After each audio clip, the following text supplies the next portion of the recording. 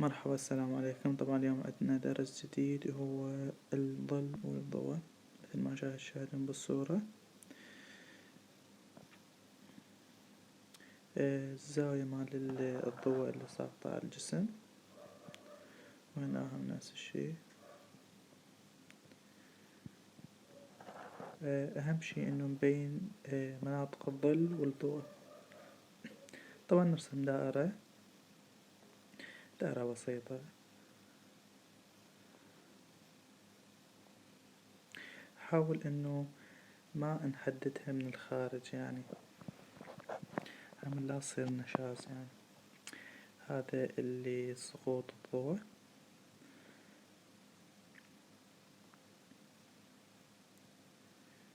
هسه نحدد درجات الظل اللي راح نظلل بيها، يعني 4 طبقات للظل، وهذا ظل الجسم. يعني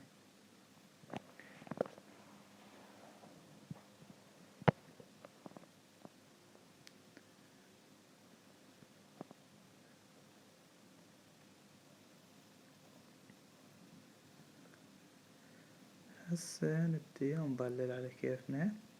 طبعا ما نستعجل، طبقة طبقة.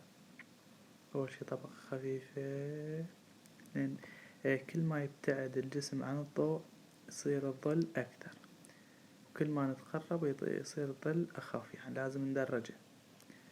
هاي طبعا أقوى منطقة ظل، لأنها تكون خلف الضوء، تكون غامقة. طبقة طبقة، ما نخليها كلها مع بعض. يعني نحدد الجسم هنا من الخارج.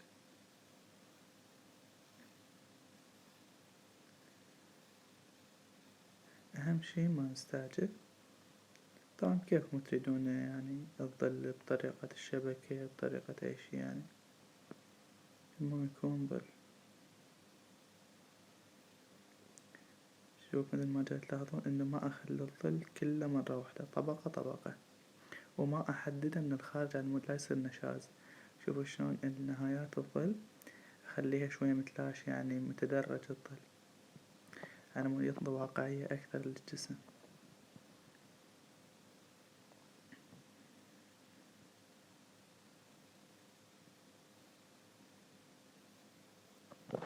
طبعا أهم شي تهتمون به هو جمالية الظل. يعني شوفوا هاي النهايات الظل، لا تحددونها، دائما خليها متدرجة على مود يعطي واقعية بهذا الشكل.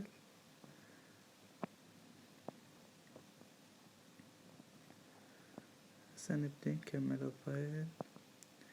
هنا الطبقة الظل يكون بيها شوي قوي، شوي نحاول نضغط على القلم، وبس شوي شوي ندرجه لحد ما نوصل لمنطقة اللي بيها يكون الضوء قوي. كل ما شوي نوصل يخف الظل، مثل ما تلاحظون. شوفوا طبقة طبقة، مو كلها طبقة واحدة، لا تصير نشاز. يعني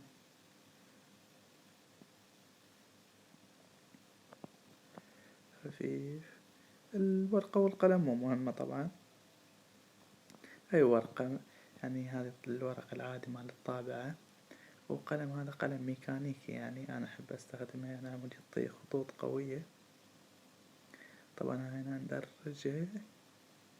أهم شي التدرج، مثل ما جاي تلاحظون يبدأ غامق شوية شوية يخف. طبعا أنا قسمت لكم إياه، يعني هاي الخطوط أنا ما أريدها بعد يعني بالرسم، بس على مود يعني يكون واضح إنه طبقات الظل تبدي تتدرج.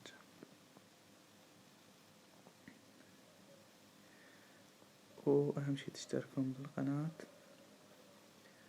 وتفعلون زر الإشعارات على مود أي درس يجيكم. شوفوا هاي الطبقات، هذا الضوء، وهاي منطقة الظل. أتمنى يا ربي الشرح كان زين، وأشكركم وأشوفكم بدروس جاية إن شاء الله.